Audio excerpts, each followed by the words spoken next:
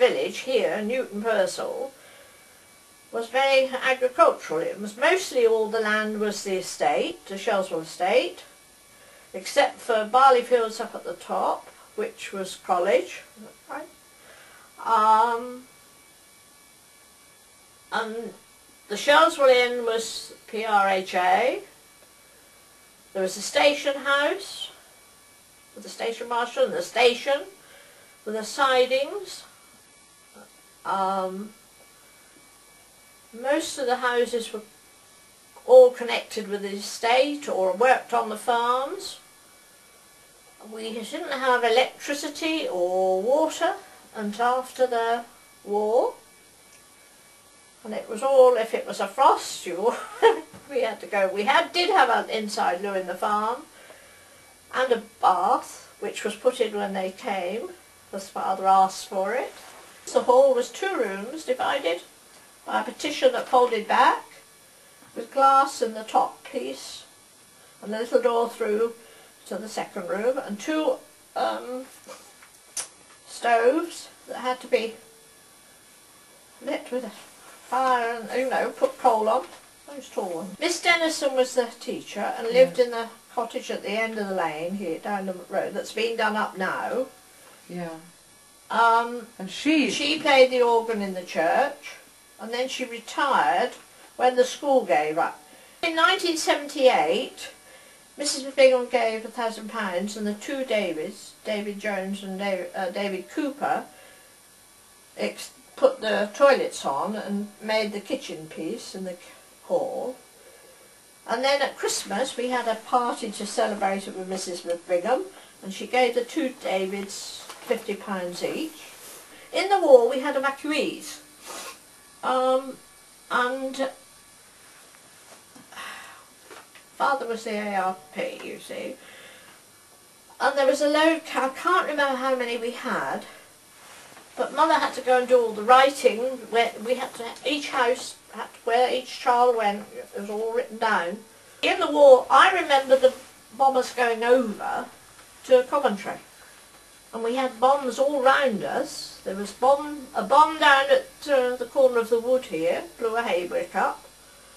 We had incendiary bombs in the churchyard, by the little gate, in that yew tree there. And of course there was bombs all round here, because there was Finmere Aerodrome, the Shelswell Park. They had the planes there to mend.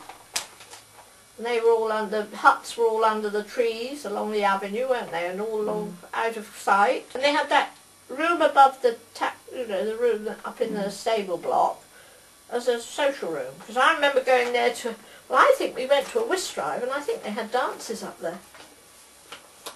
I think so. I can seem to remember it. In 1963 it was a very bad year for snow in the winter. And we had sheep down the field. There was a gate at the field, and every day we had to dig the snowdrift out to take the Land Rover to feed these sheep down that field. And you could walk along the top of the hedges. It was very deep that time. There's pictures from the combine that first came out, which was, you had to bag the corn up, and you had great big 200 weight sacks, railway sacks, and you had to keep shaking it up to get it done, and then you had to slide it down on a chute, and when you got 2 or 3 together you could slide down, let them out on the ground, and then they had to come round and pick them up again. 2 men, it took 2 men, and then they bring them in the barn and stack them in the barn. And there's one here with the bagger on, with a chute on, which when the shooter came, then we used to fill the trailers up and take them to the barn and bag them up in the barn, because we haven't got the modern buildings that we've got now. You see, there was only that the stone barn at the farm was stacked full of sacks, one on top of the other if we could get them up. And then we used to grind corn for the cattle, you see, meal, and we used to feed quite a bit and sell some. And we had a milking herd which crossed this main road night and morning. George Cadd walked up the road whistling, and the cows were at the gate, and they came across the road. And well, when Father died in '64, you see, it was just beginning more traffic. But on just the traffic that then used to just stop and let the cattle go, and then they'd wander back out at night when they'd been milked. We had sheep, we had pigs, we had chickens, we had all sorts of things. After the war we had sugar beet, which was taken down to the station and put on the trucks to go to the mill, you know, to wherever it was processed. What else did we grow? Mangels, potatoes. We had linseed. I think he had some millet. I tried that one year. Sunflowers. We had sunflowers. It was very much after the war, you see, people as well, you see, till modernisation of the machinery, you see. A lot of it was all by hand. I can remember when they fetched the hay, loose hay in, and I can remember, I think I rode down on one of the cart horses with a load of hay behind, down here. We had George Caird, Elf Goth, and then Fred came with us, didn't he? He was working with Father when we left. And then we had Peters, but he came in as a cowman. We had several cowmen. Because George Caird lived where Paul lives. And you see, most of these cottages were farm workers. There was the Newton Purcell, 2 cottages, you see, went with there. And then he had, Mr. Maynard was where Hintons live. Oh, George Wesley was down in which is 2, this where Jane lived, in that one there. That was George Wesley. In the middle of one of those was Wyatt's, Reg Wyatt's from Old Harbour, and George Caird at the end. And then George Wesley used to cycle to the Morrell every day. He was the milking and the sheep. Well, I knew everybody in the village, you see, then. The station was built, you see, for all these big houses round here, and the hunting, and the milk. You see, Father lived at Oldfields. They brought the milk from there in churns, in a pony and trap, and it was a gated road, and when they opened the gate, they had to be quick and shut it, else the pony had gone. And they had to rush down here to catch the train with the milk to London. It was very, I think that train station was used a lot.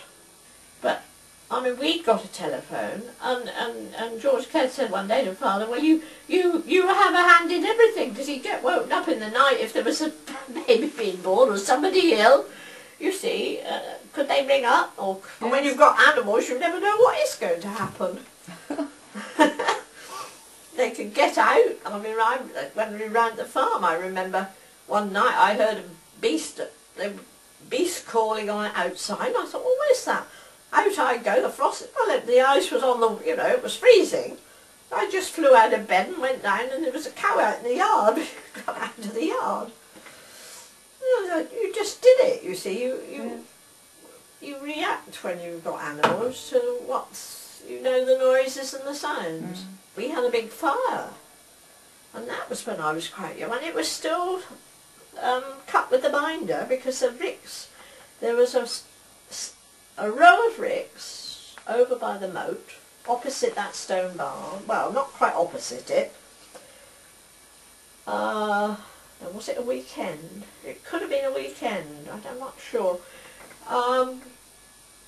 We were grinding in the barn, we were grinding corn, and I came out this side, and these ricks were going up. They went straight down the row of ricks. Because ever since then I've hated fires. We had the coronation. That was the first television, I think, in the village. His father bought it and put it in the hall, so that everybody could go and watch if they wanted to. And we had a tea party, I think. And we played ladies against the gents. And there are pictures of it, photos of it. In farming, the seasons go round. And much the same thing happens every year.